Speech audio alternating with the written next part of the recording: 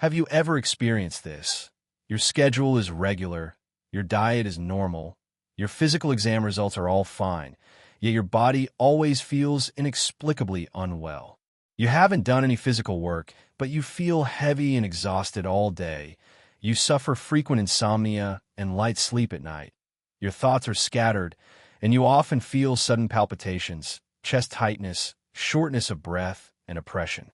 When your mood dips, your stomach and intestines feel vaguely uncomfortable, and your shoulders, neck, and back grow stiff and sore. You try to adjust your routine and keep exercising, but these discomforts recur and are hard to eliminate. In fact, it's not that your body is malfunctioning. Your emotions have long been pushed to their limit, and your body is silently bearing the burden for you. Throughout our lives, we habitually suppress emotions. When wronged, we don't dare cry or make a fuss. We think showing weakness is being dramatic. Pressure keeps us from revealing vulnerability, so we grit our teeth and endure. We force ourselves calm when anger rises, tolerate and bury emotions deep in our hearts. By day, we put on a facade in front of others, seeming optimistic and composed while we endure all those alone, always telling ourselves to hold on a little and it will pass. You think emotions can be resolved by endurance, but the suppressed sadness, anxiety, helplessness, and inner conflict never vanish on their own. They only hide temporarily, quietly chew the body's mechanisms, accumulating and fermenting day by day. Once the heart's defenses are full, the unspent negative emotions turn into real physical suffering. This is what psychology calls somatization of emotions.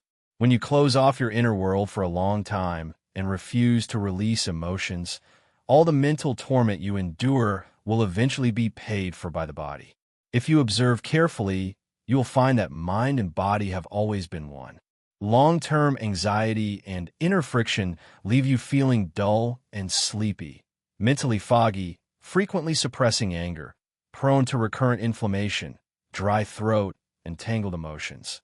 Long-term low mood and tension lead to scattered attention and slow reactions.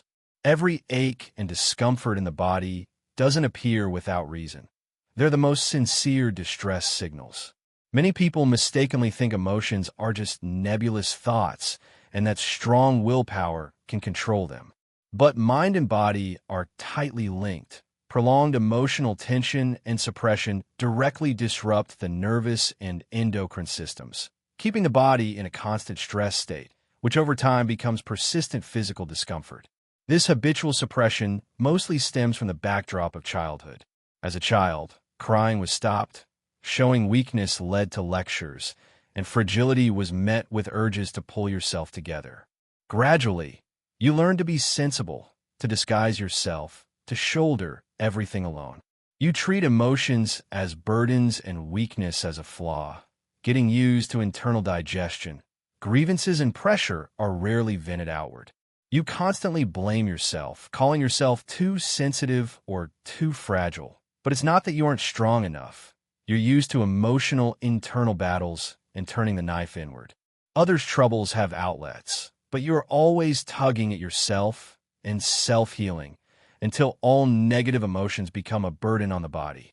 To break the vicious cycle of mental and physical depletion, you don't have to rush to medicine. The key is to learn to reconcile with your emotions and with yourself. Learn to accept your feelings and allow yourself to be vulnerable. Anxiety, grievance, fatigue, and sorrow are normal emotions. There's no need to fight them or suppress them. When you're tired, rest. When you hurt, allow yourself to feel low. Try coexisting with negative emotions. Accept your imperfect self, and then give your emotions a reasonable outlet. Suppression is not maturity, and self-healing is not just toughing it out. When you feel stifled inside, listen to music or take a walk, or have a good cry. Simple, deep breathing, moderate exercise, and quiet solitude can all help release accumulated emotions. Also, slow your pace and give your body and mind enough room to breathe. Don't demand perfection of yourself, and don't keep grinding nonstop. Let go of some tasks, allow yourself to slack off and pause. The body needs rest, and emotions need buffering. With balanced tension and relaxation, you can escape emotional wear and tear and fatigue. Finally, stop harshly judging yourself and treat yourself gently. Care for your body when it's unwell. Soothe your low mood slowly. Let go of overly high expectations and be tolerant of the times you lose control. The body never lies. He kept all your private worries for you.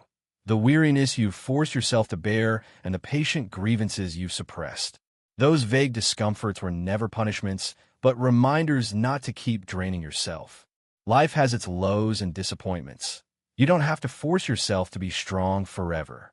Learn to read your body's signals. Treat every emotion kindly. Take off your mask and stop the internal battle. May you no longer let your body pay for your heart's burdens. May your body and mind relax and gently heal. Live well.